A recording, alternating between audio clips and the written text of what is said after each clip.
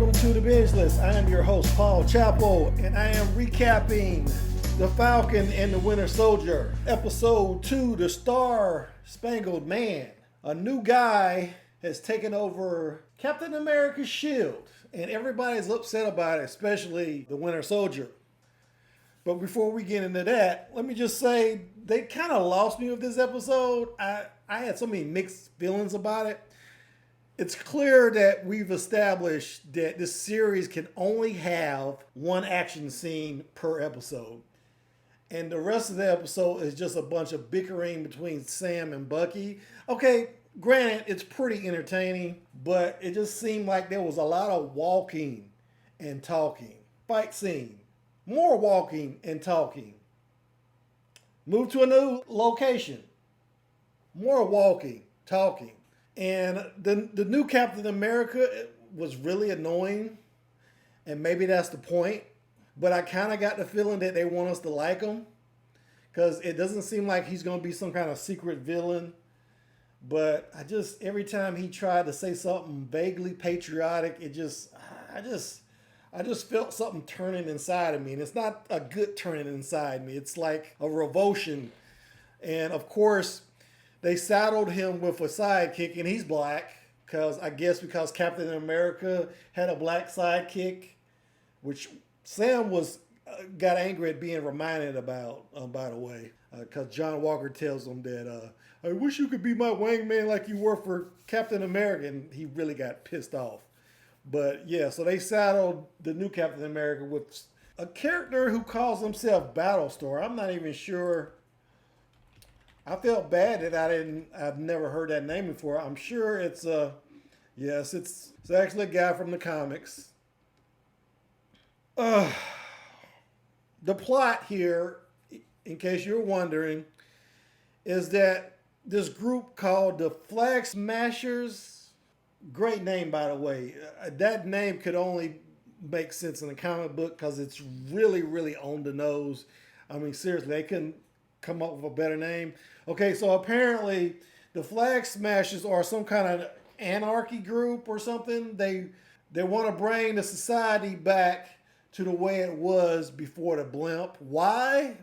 Because apparently some people got displaced when people came back after the blimp, and I don't know how that happened. They didn't really explain it.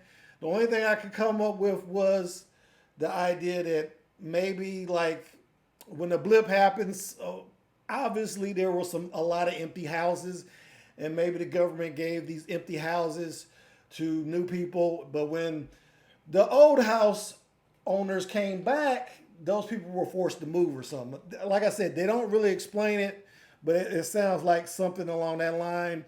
And the Flag Smashers say something about people being put back in power after the blip. So basically, they're actually trying to come about some kind of society that was more fair and equal. And it's kind of hard to be on Sam and Bucky's side when it looks like this group has such high motives. And I'm not sure why they are even on Sam's radar. Does he just run around the globe swatting, terrorist groups? Because the only thing they really did in the first episode was rob a bank. So I don't even understand why they're considered terrorists at this point. But Sam does notice that one of the group members is really strong, and that makes him suspicious. And of course, we find out that the Flag Smashers are made up of a bunch of super soldiers. And that doesn't make any sense. I mean, I thought about it long and hard, and that plot point made no sense to me. Okay, and then Bucky goes to see this veteran that he knows, who he actually fought against during the Korean War. Turns out there was actually a black super soldier, and that he was experimented on, I guess, after he did his duty. That wasn't real clear to me. He said he was put in jail for 30 years, I guess after the Korean War, and they experimented on him. So I don't know. I hope the show gets better. I hope they stop having so much bickering. Granted, this is the first episode we saw when Bucky and Sam were together, so maybe they need to get past that. They actually have a meeting with Bucky's psychiatrist where they work through their issues, and apparently Bucky is really, really pissed that Sam gave away the shield. And that begs the question, in the last episode, they made a big display of showing that the government was taking the shield from Sam and they were placing it in the museum. And then like a few scenes later, they're giving it to a new guy. That didn't make a lot of sense to me. So I don't know what's going on. And I don't even know whether I should care at this point. But like I said, it's only been 2 episodes, but since there's only going to be 6 episodes, we're pretty far into the season already.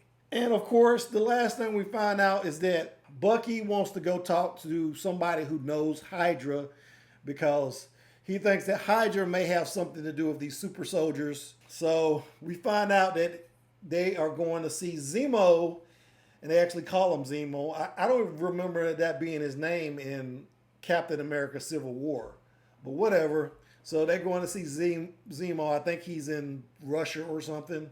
Not real sure about that.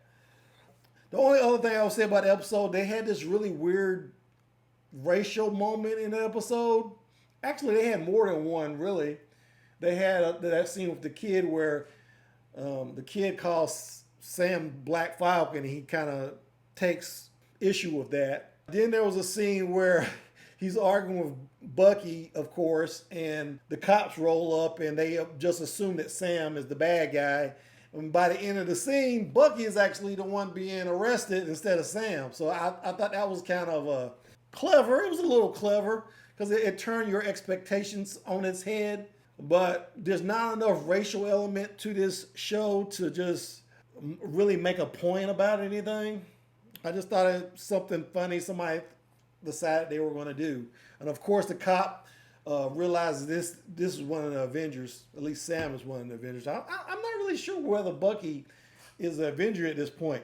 But he seemed to be able to just get on a military plane with Sam with relative ease for someone who's not really in the military. So I'm assuming at this point that he's an Avenger.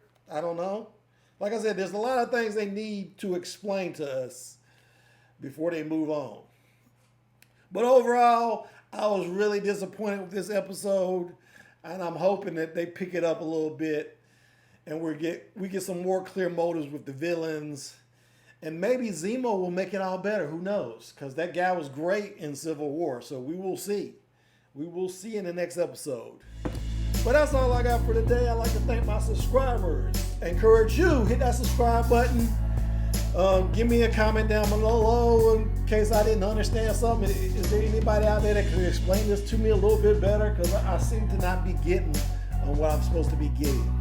So let me know in the comments. Give me a like. And I will see you when I see you. Thanks for watching.